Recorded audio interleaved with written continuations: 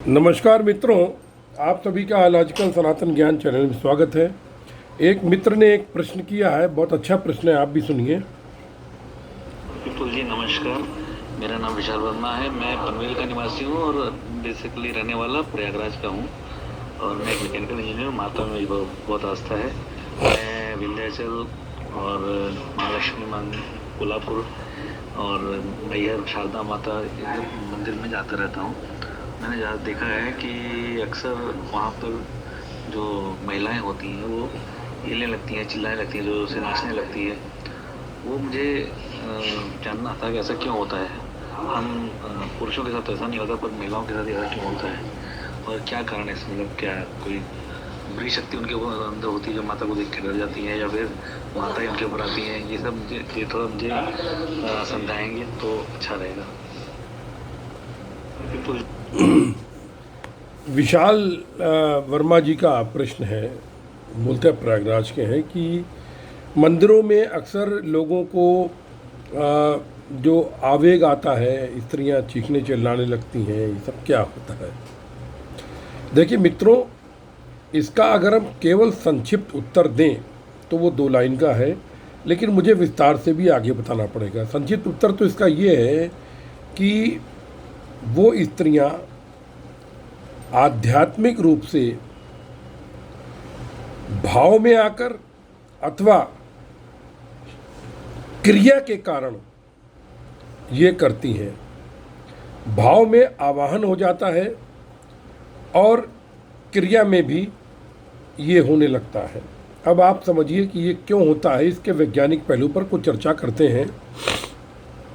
देखिए, जैसा कि हम सभी जानते हैं कि हमारे शरीर का जो जन्म है, सृष्टि का जन्म निराकार सुप्त ऊर्जा से हुआ है और उसमें जब कंपन हुआ, उसमें तो विक्षोभ हुआ, तो उसमें E=mc² के हिसाब से जो आइंस्टाइन का फार्मूला है, मास यानी सृष्टि की उत्पत्ति आरंभ हुई। लेकिन आप ये समझिए कि दूसरा एक और साइंटिफिक फार्मूला है, E (energy)=hν, h is Planck constant, nu frequency. यानी हम आयाम, जो फ्रीक्वेंसी के विभिन्न आयाम हैं, कंपन के विभिन्न आयाम हैं, उनमें से किसी एक आयाम में रहते हैं। यानी हम भी ऊर्जा का ही एक रूप है। ठीक है।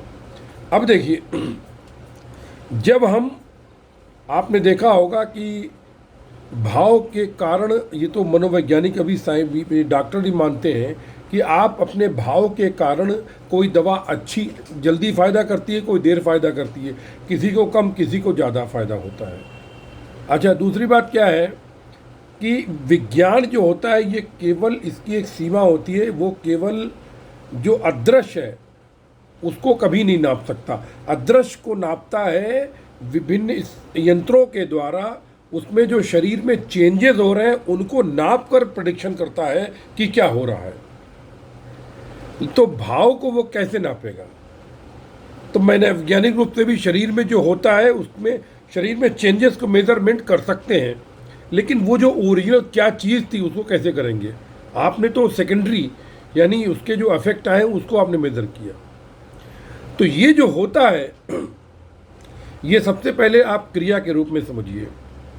बहुत से लोगों को नहीं पता होते हैं, अधिकतर क्या 99.9999% लोगों को, मतलब 1 लाख में क्या 1 करोड़ में 1 आदमी को समझ में आता है क्रिया क्या होती है। क्रिया क्या होती है, जब हम पूर्णतया भक्ति, कहीं कहीं जाते हैं मंदिर में तो हम, अधिकतर लोग तो मन्नत मांगने के लिए जाते हैं, वो सोचते रहते हैं। बहुत से लोग पूरी की पूरी भक्ति भाव में 100% डूब कर जाते हैं। तो उनके शरीर की जो शक्ति होती है, कुंडलिनी शक्ति, ये कभी मैंने अपने क्लिप में बताया, विस्तार से देख लीजिएगा आप। कुंडलिनी शक्ति जागृत होने का प्रयास करती है तो वो क्रिया के माध्यम से बाहर निकलता है। मैं खुद अगर आपके सामने साधना करूँ, आप बोलेंगे ये पागल हो गया है। ये जो कुंडलिनी जागरण के बाद की जो क्रियाएं होती है, ये हम लोग पब्लिक प्लेस पर कभी साधना नहीं करते हैं, ना करनी चाहिए, क्योंकि दुनिया नहीं समझ सकती ये क्या है, ये अंदर की बात है।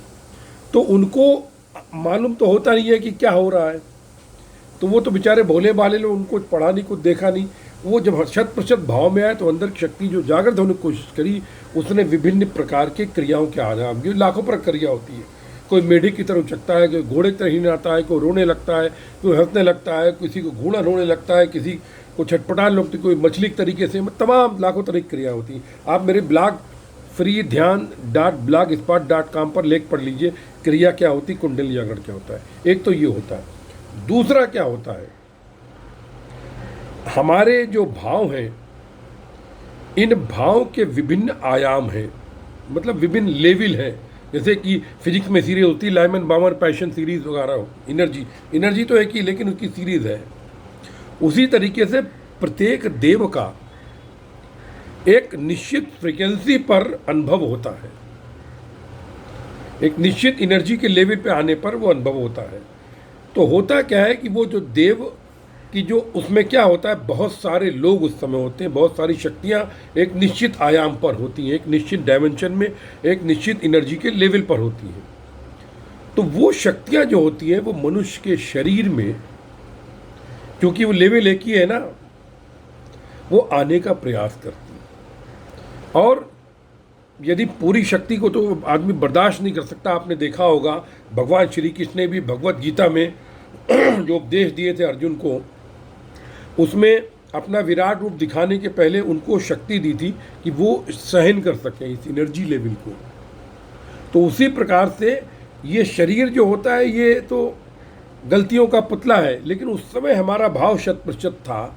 हम उस लेवल में चले गए तो उस लेवल की जो विभिन्न शक्तियाँ हैं जो पहले से मौजूद आयाम है, क्योंकि आगे तो साइंस भी बोलती है कि energy can never be destroyed, energy कभी नष्ट नहीं होती। इसके लिए तो अमेरिका पिछले 50 साल से शोध कर रहा है कि जो महाभारत युग के जो डायलॉग थे, आपस में बातचीत थी, वो सब फ्रीक्वेंसी के रूप में ब्रह्मांड में कहीं ना कहीं व्याप्त होंगे, हम उनको कैच करके वो डायलॉग पढ़ सकें।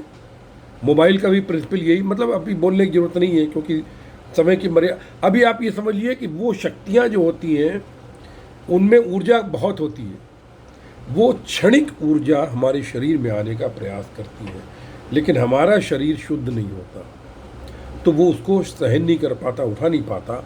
जैसे कि आप 50 किलो वेट उठा सकते हैं सर पर, हम आपके सर पर 200 किलो वेट रख दें, आप कोलैप्स तो नहीं होंगे, लेकिन आपका शरीर हिलने लगेगा, मतलब आप डोलने लगेंगे। उसी भांति आपके आंतरिक ऊर्जा का जब आप लेवल का बंडल आने का प्रयास करता है, वो आपकी ऊर्जा से अधिक आपके अंदर आने की कोशिश करता है, जिसे हम बोलते हैं देव का आना। तो वो आवाहन रूप में हो जाता है और मनुष्य को क्रिया की तरीके से जो मैंने बताया होने लगता है। ये कारण है। अब इसमें तमाम प्रश्न हैं, वो प्रश्न पैदा होंगे, आप उन पूछ सकते हैं, आपका स्वागत है। और मैं समझता हूँ ये प्रश्न अभी यहीं पर मैं विराम देता हूँ, पूरा हो गया।